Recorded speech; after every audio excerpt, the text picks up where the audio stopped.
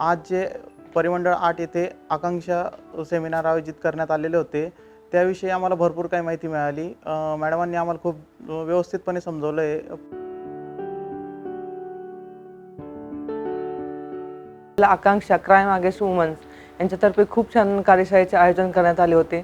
सर्वप्रथम ज्यावेळेला आपल्याकडे एखादी पीडित महिला येते त्यावेळेला ती पोलीस स्टेशनला प्रथम लेवलला येते, त्यावेळेला त्यांच्याशी आपलं इंटरॅक्शन कसं असलं पाहिजे, त्यांना सहानुभूती कशी दिली पाहिजे, त्या व्हिक्टिमला आपण व्हिक्टिम आहे असं त्याचा अनुभव नाही येतात, त्याला पोलीस स्टेशनमध्ये आल्यानंतर एखादी तक्रार वगैरे करताना तिला सेफ वाटलं पाहिजे, जेणेकरून तिच्यासोबत घडलेला सगळा प्रकार ती व्यवस्थित आपल्याला सांगू शकेल।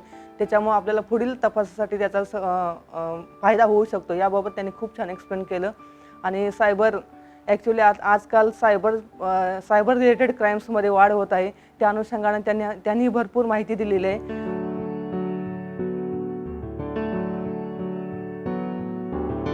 मुंबई पोलीसमध्ये प्रत्येक पोलीस स्टेशनला निर्भया पथकाची स्थापना केलेली आहे आणि BKC पोलीस स्टेशनला सुद्धा निर्भया पथक स्थापन करण्यात आलेले आहे माननीय CP सर आणि जॉईंट CP सर यांच्या आदेशान्वये।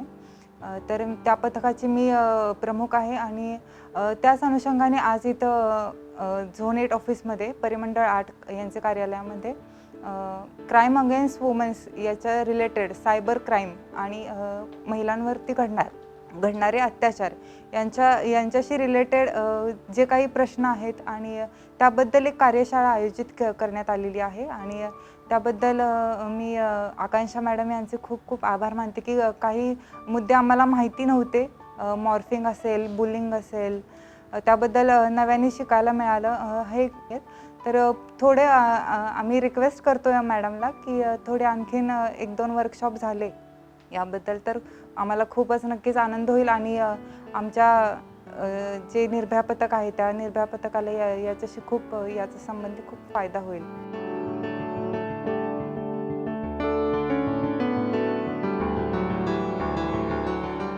त्या कार्यशाळेमध्ये आम्हाला मॅडमनी व्यवस्थितरित्या सायबर क्राईमबद्दल जी माहिती दिली ते आम्हाला आता भविष्यात आम्हाला स्टेशन हाऊस ड्युटी ऑफिसरचे काम करताना उपयोग पडेल। आणि त्यांनी एक महत्त्वाचा मुद्दा मांडला की ज्यावेळेला पीडित महिला आपल्या समोर येते त्यावेळेला ती घाबरलेली असते, तिला तर तुम्ही धीर दिला पाहिजे आणि तिची कंप्लेंट व्यवस्थितरित्या ऐकून घेतली पाहिजे।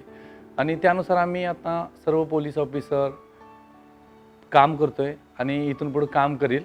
तरी मॅडमने आणखीन कार्यशाळा आयोजित करून आम्हाला पुरेपूर माहिती देऊन आम्हाला आणखीन ज्ञानामध्ये भर पडावी, आणखीन आमच्याकडून चांगले कार्य घडण्यात यावं। तसंच मॅडमांनी आज आम्हाला शिकवले की कुठले पीडित व्यक्तीला किंवा कुठल्याही पीडित महिलेला काय ट्रीटमेंट द्यावी किंवा त्यांच्याशी संवाद कसा साधावा याविषयी त्यांनी माहिती दिली। तसेच कुठलेही इलेक्ट्रॉनिक डिव्हाइस किंवा इंटरनेटचा वापर कसा करावा आपण त्याविषयी देखील मॅडमांनी माहिती दिली आणि यामुळे आमच्या ज्ञानात चांगलीच भर पडलेली आहे। तरी अजून असे सेमिनार व्हावे अशी माननीय CP साहेबांना विनंती करतो।